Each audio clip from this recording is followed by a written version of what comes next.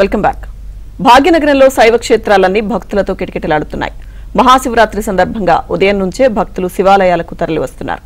శివాలయాల నుంచి మరింత సమాచారం మా ప్రతినిధి హేమ అందిస్తారు.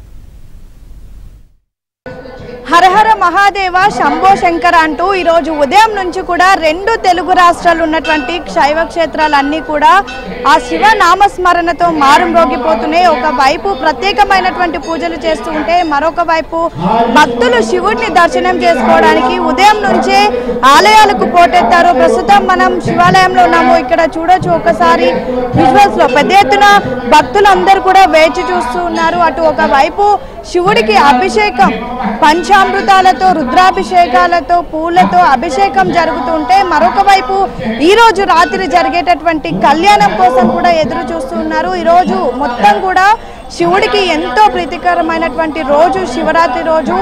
ఈ రోజు శివుడిని దర్శనం చేసుకున్నా లేదంటే ఈ రోజు అభిషేకం చేయించినా ఈ రోజు జరిగినటువంటి పూజల్లో పాల్గొన్నా ఎంతో పుణ్యం లభిస్తుందని ప్రతి ఒక్కరు భావిస్తూ ఉంటారు. ఈ నేపథ్యంలోనే రెండు తెలుగు రాష్ట్రాలు ఉన్నటువంటి ప్రముఖ పుణ్యక్షేత్రాలే కానివ్వండి, ప్రతి ఒక్క ఆలయం కూడా శివుడు ఉన్నటువంటి ప్రతి ఒక్క ఆలయం కూడా భక్తులతో కిటకిటలాడుతుంది. ప్రస్తుతం ఇక్కడ చూడొచ్చు ఒకవైపు గర్భగుడిలో అభిషేకం జరుగుతూ ఉంది. ఇక్కడ చక్కగా అందరూ కుటుంబ సమేతంగా వచ్చి అభిషేకాన్ని తిలకిస్తున్నారు. మరొక వైపు సాధారణ భక్తులు అటువైపు లైన్ లో వెళ్లి దర్శనం చేసుకుంటున్నారు. మరొక వైపు ఈ రోజు అన్ని శివాలయాల్లో కూడా లక్ష్మీ పార్వతి కళ్యాణం జరగబోతోంది. అదేవిధంగా లింగోద్భవ కార్యక్రమం కూడా జరగబోతున్నాయి. అయితే గర్భగుడిలో జరుగుతున్నటువంటి అభిషేకం చూసేందుకు ఇక్కడ చక్కగా స్క్రీన్స్ ని కూడా ఏర్పాటు చేశారు. 2 స్క్రీన్స్ ని ఏర్పాటు చేశారు. ఎవరైతే లోపల కనిపించినటువంటి వాళ్ళు బయట కూడా చక్కగా ఎప్పటికప్పుడు పూజా కార్యక్రమాలు, ముఖ్యంగా ఈ రోజు శివరాత్రిని పురస్కరించుకొని వేకువజాము నుంచే ప్రత్యేకమైనటువంటి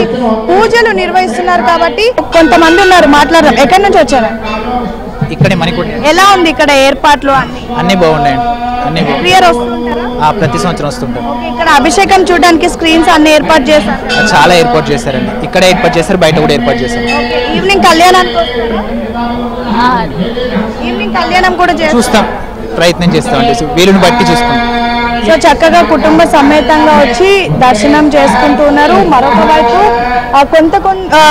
కొంతమందిని పంపిస్తున్నారు. ఎందుకంటే ఒకేసారి ఎక్కువ మందికి కాకుండా అభిషేకాలు బట్టి పంపిస్తున్నారు. కొంతమంది ఇంకా క్యూ లైన్ లో కూడా వెయిట్ చేస్తున్నారు. మాట్లాడదాం. అమ్మా, ఎలా ఉన్నాయి ఏర్పాట్లు? అన్ని బాగున్నాయి.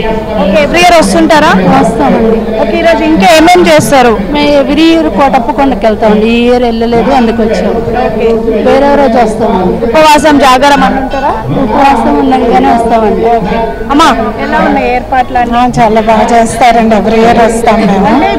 లోపల కనిపించిన వాళ్ళకి స్క్రీన్స్ అన్ని ఏర్పాటు చేస్తారు. అవునా, ప్రతిసారి అంతా ఇలా పెడతారు. అభిషేకం వాళ్ళకి అభిషేకం ఎన్ని బ్యాచ్లు అయినా చేస్తారు. కళ్యాణం కళ్యాణానికి కూడా రాలేమండి. మార్నింగ్ మాత్రం ఎవ్రీ టైం వస్తాం. చాలా బాగా చేస్తారు ఇక్కడ మా కాలనీలో. అందరం వస్తాం. సో చక్కగా అన్ని ఏర్పాట్లు కూడా చేశారు. ఇంకా ఏమేమి కార్యక్రమాలు ఉన్నాయండి ఈరోజు? ఇప్పుడు వచ్చేసి సాయంత్రం స్వామివారి కళ్యాణం ఉంటుంది, స్వామివారి సేవా కార్యక్రమం ఉంటుంది, దాని తర్వాత ఉత్సవం ఉంటుంది, ఊరేగింపు ఉంటుంది. ఈరోజు ఊరేగింపు కూడా చేస్తాం. సో ఈ ఉదయం పూట మొత్తం ప్రత్యేకమైనటువంటి కార్యక్రమాలు, ముఖ్యంగా అభిషేకం పంచామృతాలతో అభిషేకంతో పాటు రుద్రాభిషేకం అన్ని కార్యక్రమాలు జరిగిన తర్వాత ఇక రోజు పొడుగునా కూడా అనేక కార్యక్రమాలు ఉంటాయి. రెండు తెలుగు రాష్ట్రాలు ఉన్నటువంటి శైవ క్షేత్రాలన్నీ కూడా భక్తులతో కిటకిటలాడుతున్నాయి. ఇక ఉదయం పూట మొత్తం అభిషేకాలు, ప్రత్యేకమైనటువంటి పూజలు చేసిన తర్వాత రాత్రి పూట శివుడికి సంబంధించినటువంటి శివపార్వతుల కళ్యాణం, లింగోద్భవ కార్యక్రమాలు మాత్రం యావత్ ప్రజల్ని ఆకట్టుకుంటున్నాయి. పదకొండు స్టార్ట్ అవుతుంది. రేపు తెల్లవారుజామున 5 దాకా ఉంటుంది. కళ్యాణం 8:30 to 10 మధ్య తెలిసి కూర్చోండి.